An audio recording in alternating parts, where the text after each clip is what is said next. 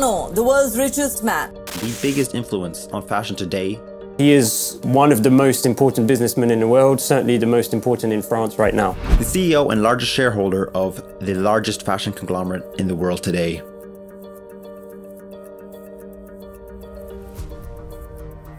Picture this. You're walking down the Champs-Élysées in Paris, dressed in your finest threads, carrying a Louis Vuitton bag on your arm. So you're surrounded by luxury, the finest fashions, the most exquisite materials. But have you ever stopped to wonder who's behind it all? Who's the mastermind that turned a struggling textile company into the world's largest luxury empire? That man is Bernard Arnault, the richest man in the world and the visionary owner of Louis Vuitton.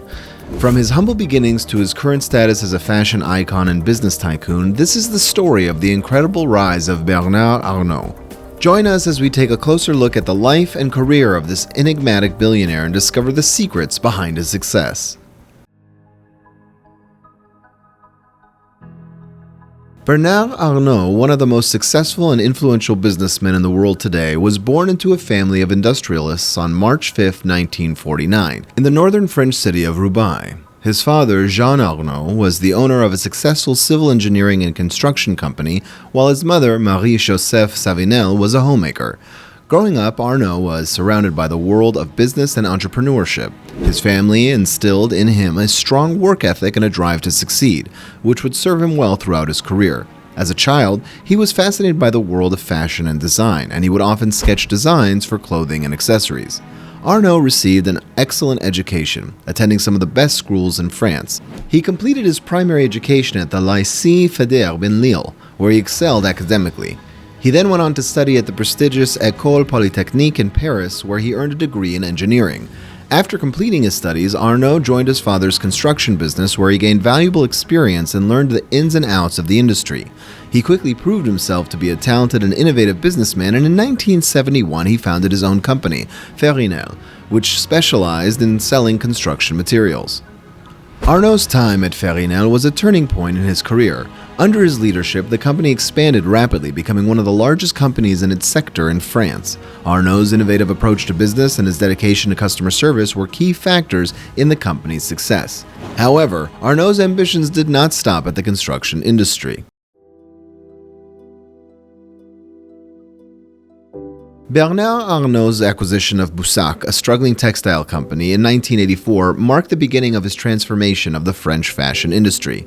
At the time, Boussac was on the verge of bankruptcy, but Arnault saw potential in the company's assets, including the prestigious Christian Dior brand. With Arnault at the helm, Boussac was restructured and refocused on luxury fashion. He recognized the importance of branding and advertising and invested heavily in both, raising the profile of Dior and other brands within the company. He also recruited talented designers and executives to help revitalize the company's offerings.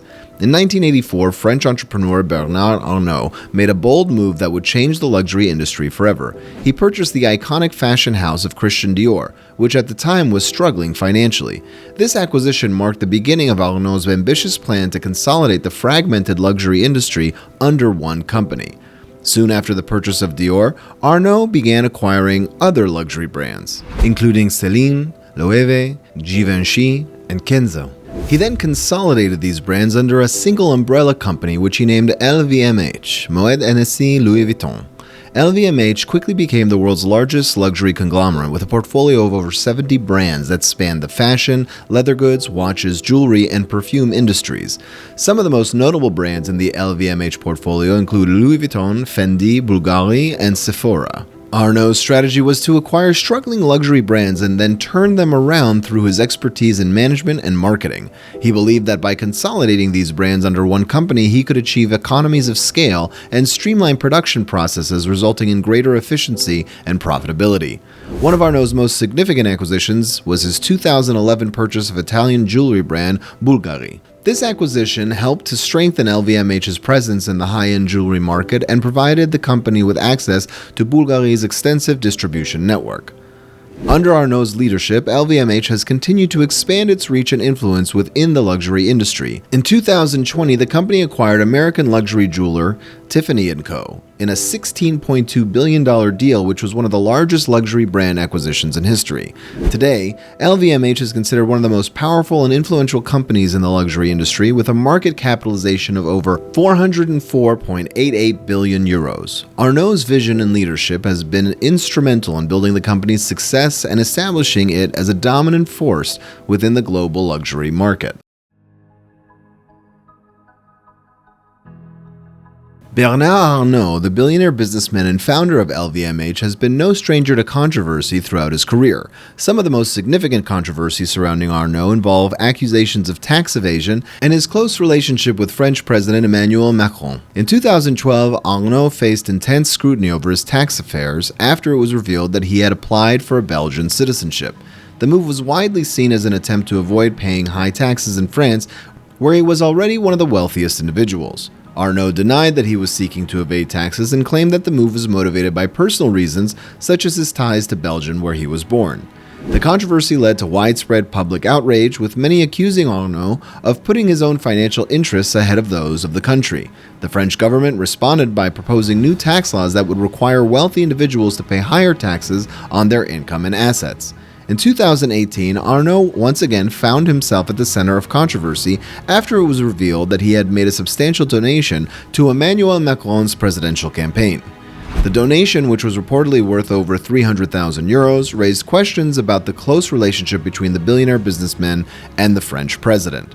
Critics accused Arnault of using his wealth to buy political influence and gain favorable treatment from the government.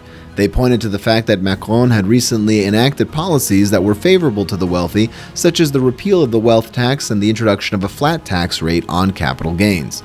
Arnault and Macron both denied any impropriety in their relationship, with the billionaire businessman claiming that the donation was motivated by his desire to support the president's vision of France. Despite the controversies, Arnault has remained one of the most powerful and influential figures in the global luxury industry. Bernard Arnault, apart from being the chairman and CEO of LVMH, Louis Vuitton Moet Hennessy, is also known for his philanthropic efforts towards various art museums and cultural institutions.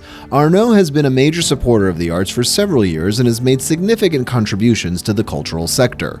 Arnault's philanthropic efforts have been primarily focused on supporting art and culture. One of his most significant contributions was the creation of the Louis Vuitton Foundation for Creation in Paris, which opened in 2014. The foundation aims to promote contemporary art and culture, hosting exhibitions, performances, and educational programs. Arnault donated €100 million towards the construction of the Frank Gehry designed building that houses the foundation.